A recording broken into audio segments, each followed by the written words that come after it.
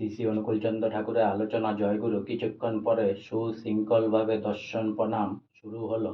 শ্রী শ্রী বর্মা ও শ্রী শ্রী বদ্দা অনেকের সঙ্গে কথাবার্তা আলাপ আলোচনা করেছেন। গাড়ির থেকে নেমে শ্রী শ্রী বর্মা মনোরঞ্জন দাকে ডেকে বললেন, মনোরঞ্জন, তোমার বাড়িতে কাজ হাঁড়ি চলবে না, তোমরা এখানে প্রসাদ নেবে।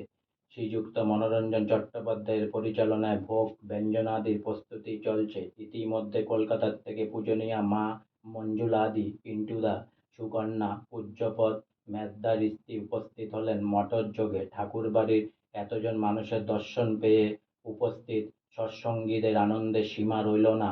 মহামিলন ক্ষেত্র রচনা হলো সেখানে।